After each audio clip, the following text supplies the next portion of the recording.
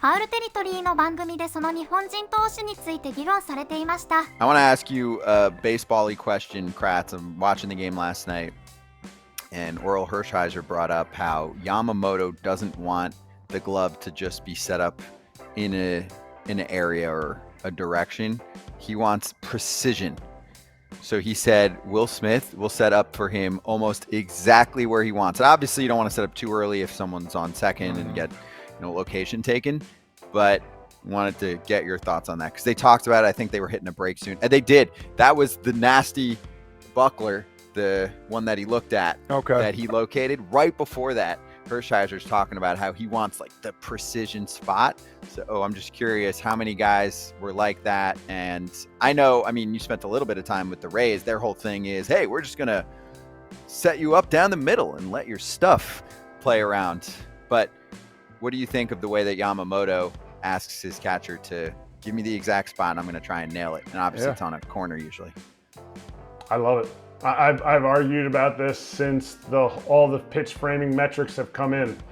In my opinion, if your pitchers aren't aiming small to miss small, then it's going to be larger misses. And as soon as you get into the larger misses, everywhere where you're throwing a pitch into like the nice zones where you can throw into to stay away from their hot zones, they're directly located right next to the hot zones for a hitter. So if a guy hammers the ball down and in, he probably chases farther down and in. So you have to be able to make sure these guys are throwing to the exact location that you want. And to me, you need to have pinpoint accuracy, and it starts with a good target. Now, all that's out the window when you see, I have my mitt here, when you see guys nowadays, because I was told in my last few years, oh, it doesn't matter where you put your mitt. Not by pitchers, because I would ask individual pitchers and they'd be like, no, I definitely need to see your mitt. But guys do this one, they flash it, and then they go, whoop, whoop, whoop, whoop, whoop. Gloves going everywhere before the pitch. And I was told, straight to my face, pitchers don't throw to the glove. Just ask them. And I was like, at that point, I had 18 years of playing professional baseball, and I had never heard that. And it's the rhetoric that is pushed now. And to me, a guy like Yamamoto, and this might be like a gross generalization because I'm bringing up one of the best Japanese, if not the best Japanese pitcher I ever caught, Masahiro Tanaka would do the exact same thing. We would go to a scouting report, and the one I remember is Freddie Freeman. He's like, I found this weird stat that Freddie Freeman sucks at sliders or cutters up in the zone. And I'm like, Masa, we are not throwing sliders up in the zone. Those are hangers. He's like, I think it'll be a good idea. He's like, I want to try it. So we did it. He goes, but make sure your mitt is exactly where we need to throw it. And I was like, okay. And Japanese pitchers refine their mechanics so intricately that they repeat it over and over again.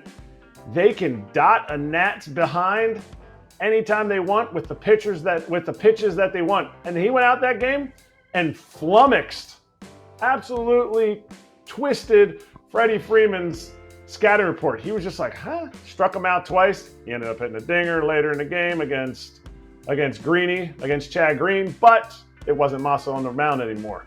So that kind of thing, it does happen, and some guys need that precision location. That's fascinating. How come we can't get more of that? Like you're explaining this for a couple Japanese players.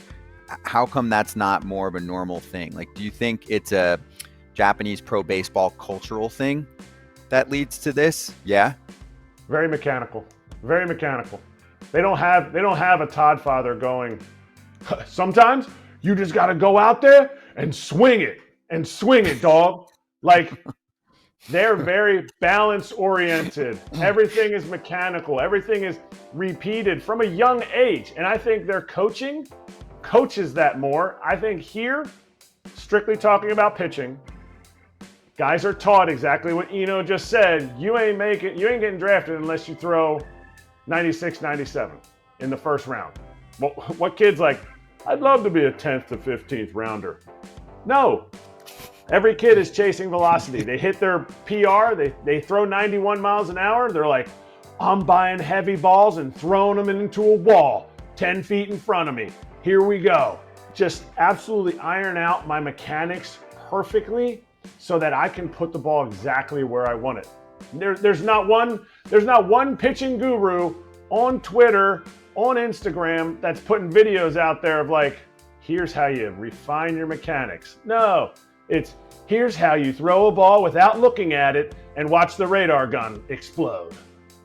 That is true. Like even the other day, I saw a Noah Syndergaard video with him just doing one of those run and throws, and they're like, "Oh, run and gun." It's a run and gun. Run and gun. Yeah, Oh, run and gun. God. And you're like, "Oh," like okay, I got it. It's Right, 'cause theatrics. yeah, it's theatrics in Japan. Kratz, right? If you have no command, like you are going to get seriously burned, right? They're going to say, "Yep, not for us." Here, if you have no command, they're like, we might be able to get enough command that this will play. Yeah. We just had, Cyrus on the show earlier, right?